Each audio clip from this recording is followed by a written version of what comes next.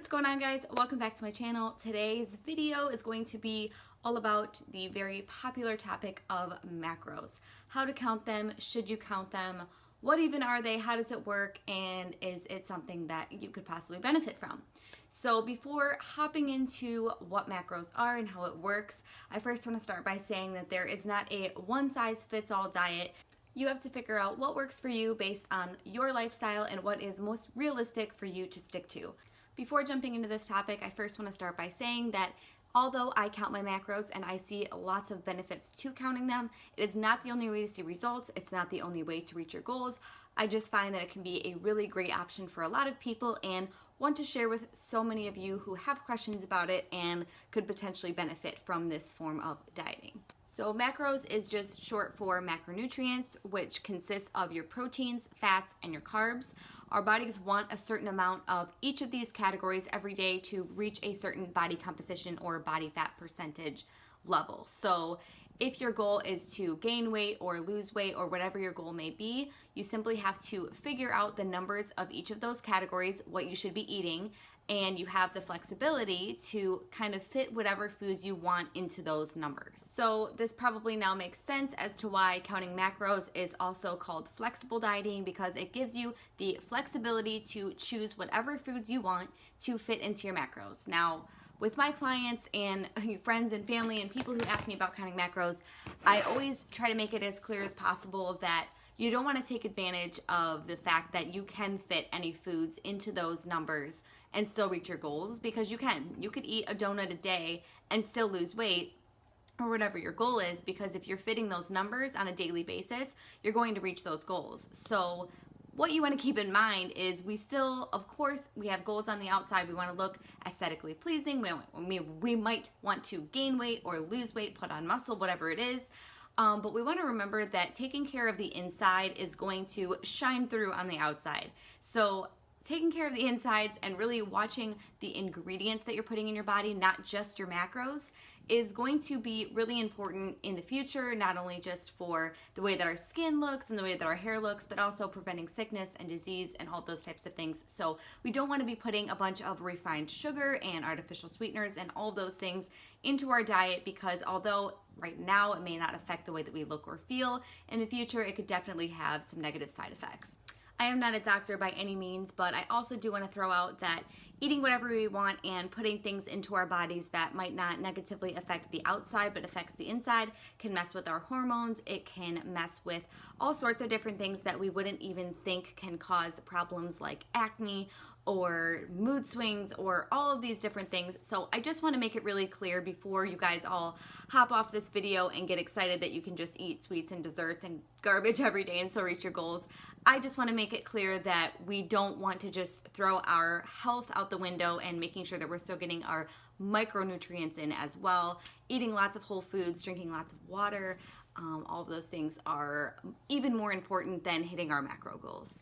With all of that aside, I want to give you guys kind of an example of what I do. Now, I don't want you to take my numbers and make them yours, because keep in mind, I am 4'10", 95 pounds, very small human being, different goals than yours. So do not just take my macros and make them yours. Make sure that you find the right tools and figure out the macros that are best for you and your body based on your goals. So just as an example though, I personally right now am bulking. I am trying to put on muscle. So putting on muscle takes a lot of consistency, a lot of food, a lot of lifting weights, and a lot of patience.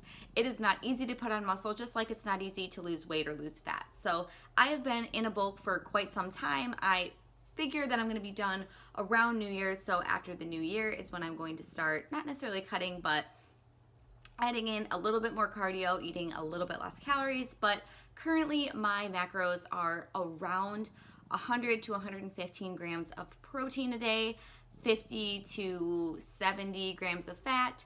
Actually, I lied, more like 70 grams of fat. I never hit 50, I don't even know why I said that.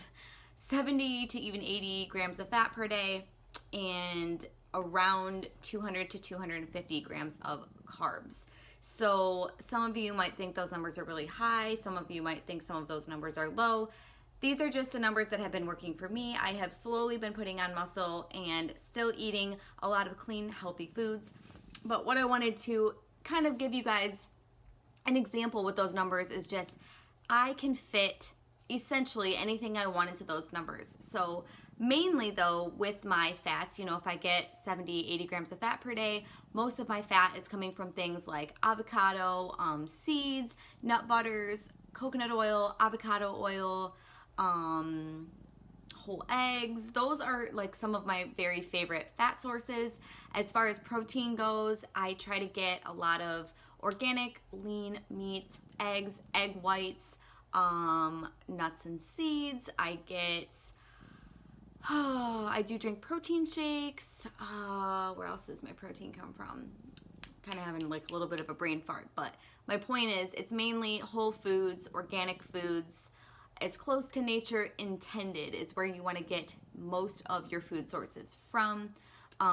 As far as carb sources go, some of my favorites are sweet potatoes, oats, red potatoes. I do eat gluten-free pasta. I do eat gluten-free bread. You don't want to like fill most of your slot with that stuff, but it's still okay in my opinion to throw that in.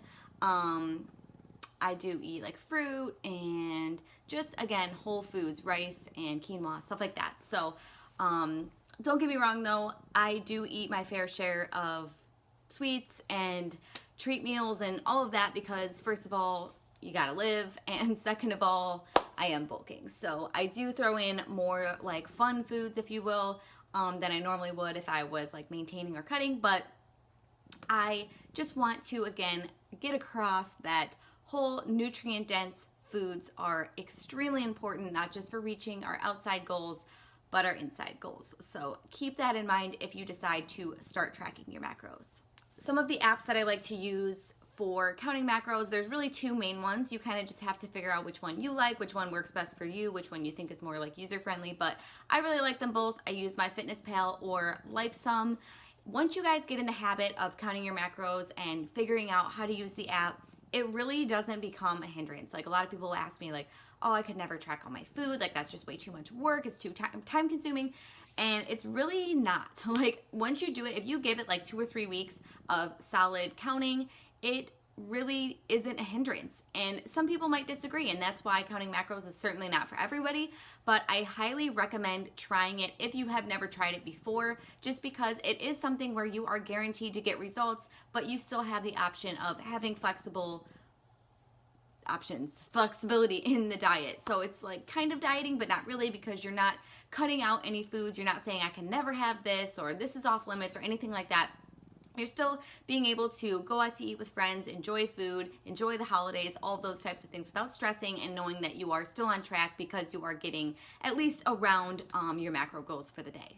Another thing to keep in mind is it's not about what we're doing 100% of the time or what we're, every little crumb that we're eating. It's what we're doing a majority of the time that's going to give us our results. So even with counting my macros, I still follow the 80-20 rule, which is 80% whole, healthy, nutrient-dense foods that are going to benefit my body, and 20% of for the most part, whatever I want. So if that includes chocolate or burgers or pizza or whatever it is, I'm still making sure to fit in the foods that I love and eating my favorite foods, because we have to make this a lifestyle, and if you are completely cutting out foods, it's not something you're going to stick to and you're not going to enjoy it, and we have to figure out how to make this lifestyle something that we can stick to, that we enjoy, and just a journey that can keep going on and not, getting results and then going back to how we were, getting results, going back to how we were. We want it to be something long-term and realistic for our life. So my point in saying all this is if there is a day or whatever that you are not able to count your macros,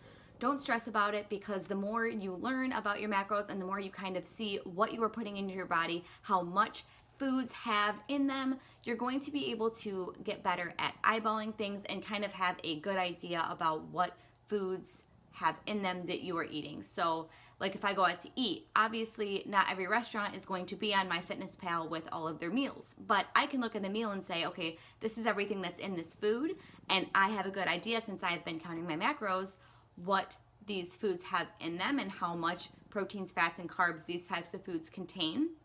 So then you can kind of just eyeball it and kind of just predict how much is in that food. But again, it's what you're doing a majority of the time that's going to give you the results. So if there is a day or two, or you go on vacation and you're just not able to track your macros, it is not going to get you completely off track. Just hop back on as soon as you can, start tracking again as soon as you can. And really, again, the 80-20 rule is so something that I believe in, because if you are consistent 80% of the time with your training and your food, and 20% of the time you are not, you are still going to look and feel pretty good. The last thing I just want to say about counting macros is the reason I like to have a lot of my clients do it, or at least try it, is because it does give you a really good idea of what you are eating and what you're putting in your body. It is a great learning experience regardless of whether you choose to stick with it or not. So if you do decide to start tracking or try tracking your macros, I highly recommend doing it for at least 3 to 4 weeks, just to give yourself a really good idea of what types of foods and the amounts of macros that you are putting in your body, because you're probably going to be like